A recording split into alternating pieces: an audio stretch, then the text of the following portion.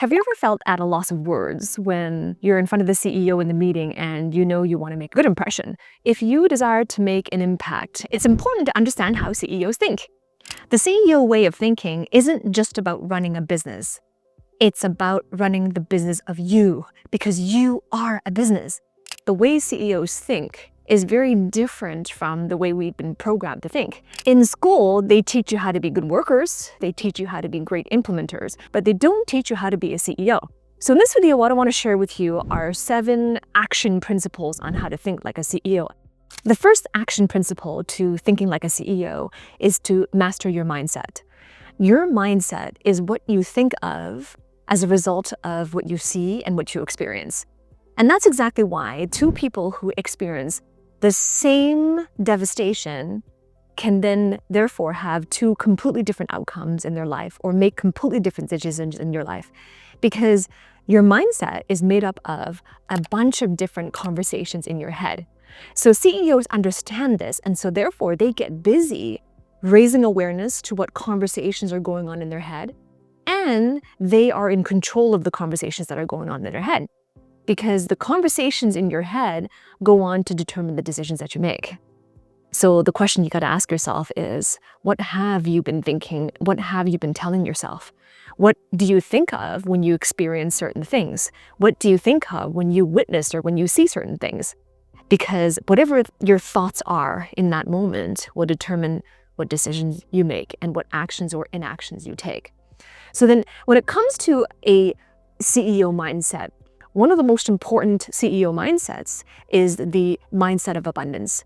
So many professionals have a scarcity mindset, and I get it. It's because you're in a business landscape, and in a business landscape, it can feel like and really look like a zero-sum game where there's only one opportunity and there's more than one person vying for that opportunity. So if one person gets it, there's no opportunity left for everybody else.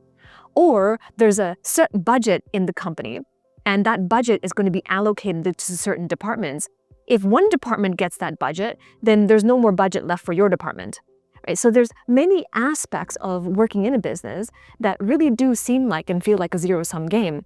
And as a result of that, the focus on that creates a scarcity mindset. One aspect of a scarcity mindset is a zero-sum game. Another aspect of a scarcity mindset is the fear of taking risks because of the thought of failure, a thought of impending failure. So CEOs understand this, that there is a psychology behind a scarcity thinking, and it is intentional to work hard at shifting mindsets from scarcity to abundance. And abundance mindset says that there's more than enough to go around. And even after more than enough has gone around, there is still more than enough left over. And so with that abundance mindset, when a CEO goes to make decisions, absolutely, with a decision, you have no idea of predicting exactly what will happen as a result of the decision. But that doesn't cause a CEO to hesitate to make that decision. Because even in failure, even in things not going out exactly as planned, there are benefits and drawbacks. There are positives and negatives. What you experience depends on the focus that you create. It depends on what you focus on more. So a mastery of mindset allows you to change your perspective. And when you change the way you see the world around you changes.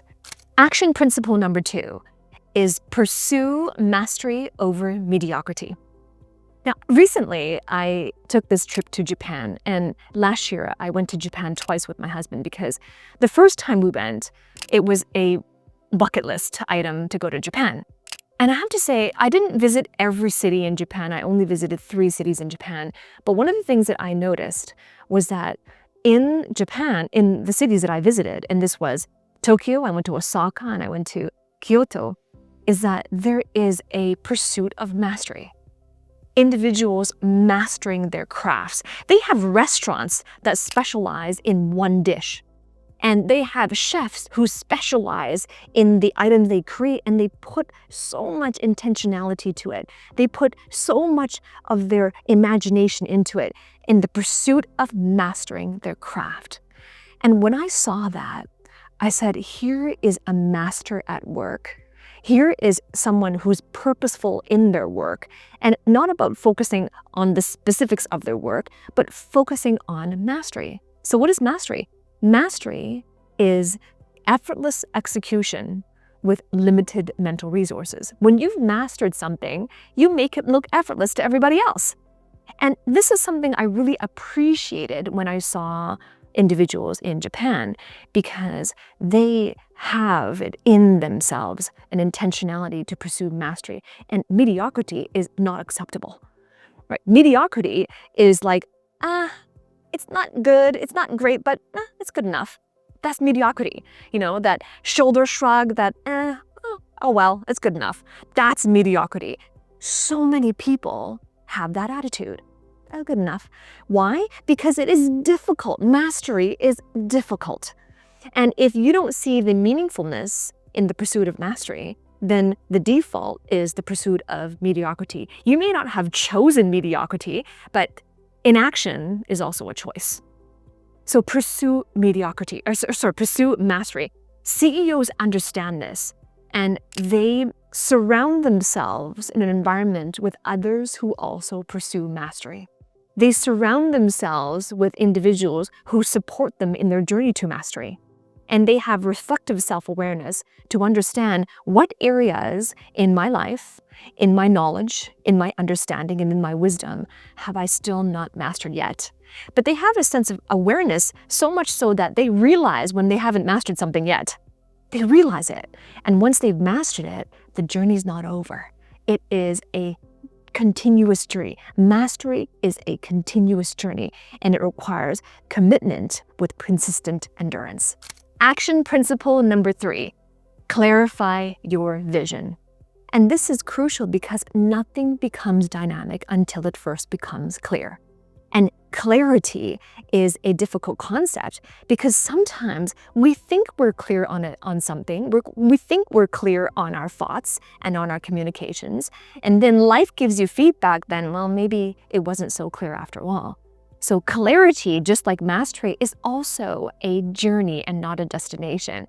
But one thing that CEOs focus on is the clarity of their vision, a future-based vision through one's imagination. And imagination is the highest level of value in the marketplace, along with communication. So when you're clear on your vision, what that means is in your mind, you understand, you see, you can articulate to yourself with words the different future that you desire to create with your knowledge, with your insight, with your intellect. And this is why a lot of the famous CEOs that are out there, you know them, Bill Gates, Elon Musk, Jeff Bezos, a lot of famous CEOs seem to have risen out of nowhere and changed the world just simply by having a vision. So this is, if you're listening to this and you're saying to yourself, well, I don't have that gift. What if I told you it was a learnable skill? What if I told you that it's something that can be awakened in you? Now, not all CEOs are visionary. Some CEOs are implementers. Some CEOs put their hands in the field and they roll up their sleeves and they implement. I mean, maybe you work for a CEO like that. Or not all CEOs are visionary, but what I'm saying is that CEOs who really lead great companies and great teams and change the world with massive contributions requires a strong and clear vision. And when they have that strong and clear vision, they articulate it with the same amount of clarity that they have inside of their heads. They articulate that to their teams with inspiration to motivate that vision to become a reality. Action principle number 4, make decisions with discipline. Your life is a sum of so many different decisions. And the more decisive you have been, the greater your momentum that you've created. But the more clear your decisions have been, and the more right your decisions have been for the outcome you desire, then the greater your outcome is aligned with what you planned, what you did desire. Make sense? So Ray Dalio was the one that said, life is a sum of decisions. So get good at making great decisions, right? What I say is that, right, you're making a sum of decisions, But it's not that you need to make perfect decisions every single time, because a lot of folks, they're afraid of making the decision, so they delay it, they hesitate, and they analyze and they overanalyze, and decisions just don't get made and the moment passes. So indecision is still a decision, but it's not that you need to make a perfect decision every time. It's better to decide and then analyze and course correct than never to make a decision at all and let the moment pass. So become a person who takes decisive action and embraces decisions even when you don't have all the information available to you. Right? And I understand that this is very difficult, but it's only difficult because of your emotions. Right? There's a lot of emotions involved when you don't have all the pieces to make the decision. You don't have all the information. And then your mind is going crazy thinking about all the ways this can go bad. And your mind is going crazy thinking about a lack of ROI in making this decision, or missing out, or wasting money, or wasting time. Your mind goes crazy thinking about these things. And so what I have noticed after having coached thousands of executives is that when your mind goes crazy thinking about all these things, what you're actually anxious over is the content in your own mind. You created it. The fear of making a decision, you created it. You created by focusing on all the different ways that it's not going to work out. And that's the exact definition of doubt. Doubt is believing in the outcomes you don't desire. So you created it. What I'm encouraging you to do is embrace decisions, not as something that could go wrong. Embrace decisions as something that is important to be in momentum and to help you to become the person who can continue to make such decisions. And a CEO is someone who focuses constantly on becoming better at decision making. Because a CEO who can't make a decision and who is indecisive is setting a very bad example. So don't see decision making as hard or difficult. See decision making as a necessary path to your personal growth. Action principle number 5, leverage leadership through influence. Now, you might have a goal in your own career path to have more influence in your career, to have more influence among your teams, in your company. You might have that goal. But you gotta understand that when it comes to adopting the CEO mindset, the CEO way of thinking, a CEO is not a task manager. So if you have been seeking to have more influence and your chosen strategy to have more influence is to manage self or other people and manage the tasks they perform and manage the responsibilities they have, then that's not the true definition of leadership. A CEO is not a task manager. Instead, what they do is they focus on magnifying trust and magnifying their impact through their influence.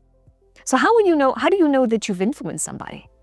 You know you've influenced somebody when they naturally, no coercion. I mean, you could coerce someone to follow you, but that's not going to last very long, right? But you know you have true influence. I'm not talking about that coerced influence. You know you have true influence when someone else or a group of other people naturally choose to follow you and champion your cause because they've came to their own conclusions. Then you know you have true influence. And you see, it has nothing to do about checking in on them, managing their tasks, and checking in to see if they upheld their responsibilities. It has nothing to do with that. That is very tactical. So this is leveraging leadership, understanding that not all decisions are going to be able to come through you. So if you are leading a team right now of direct reports or leading a department, then this is really important for you to understand, stepping into the CEO way of thinking. A CEO understands that there are hundreds of decisions that need to occur every single day in a business. And it's impossible for all of those decisions to need to come through him or her. So what you need to do is you need to find a way to empower your teams to make decision-making even without you being there, but they make the right decision for the company, or they make the right decision for the team. And that is genuine influence. So leverage leadership through influence. Action principle number 6, prioritize process over panic. Have you ever noticed that when you're in a panic over something, it reduces your progress? You're not making any progress. You're just in a deep panic. But when you have processes magnify prosperity. And a good CEO, the way of thinking is that they have processes for every aspect of their lives. So here's what I mean by that. I run my business, Mastery Insights, and I have processes where I manage every aspect that I create to manage every aspect of what I do. So I have a process for recording YouTube videos like this. I have a process for recording shorts, 60-second videos. I have a process for creating content in the form of articles. I have a process for creating content when I teach classes to my clients. I also have a process for waking up in the morning to prepare myself for that level of creativity. I also have a process for winding down at night to prepare myself to heal overnight so that I can be refreshed the next day. I also have a process in my life for preparing for meals and understanding what I need to fuel my body specifically. And I also have a process to choose how to spend time with the people I care about. CEOs live with very intentionally designed processes, not just for business, but it's a way of life, because processes create prosperity. So if you will seek to prioritize building processes and you have those processes turn into systems, then you will have automated and you will have an ability to create outcomes over and over again like clockwork, right? But again, building processes is a process in itself. Sometimes the first time you build it, it's not gonna produce the outcome you want. It's not gonna be quite right. Something's gonna be needing to tweak in it. But that's what I mean. It's a journey. It's a process to build it.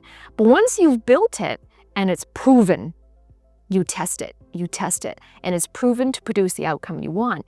Now you can systemize. See, a lot of people, they think, okay, we need a system. We need technology, and we need to throw technology at it and automate at it. If you systematize and you automate too soon, then you're just going to be systemizing and automating something that doesn't work yet.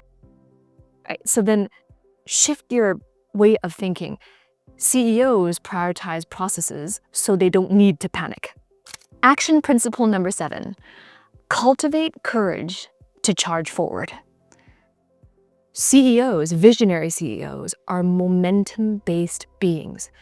That means that momentum is extremely important because momentum equals progress, and progress equals prosperity. Now, a lot of people are playing it safe. Play it safe, don't take too much risk, play it safe. And if you desire to be influential in your company or in your industry, then this is really important. Show courage, exude courage. And you cannot exude courage if you're playing it safe, because no part of playing it safe is courageous.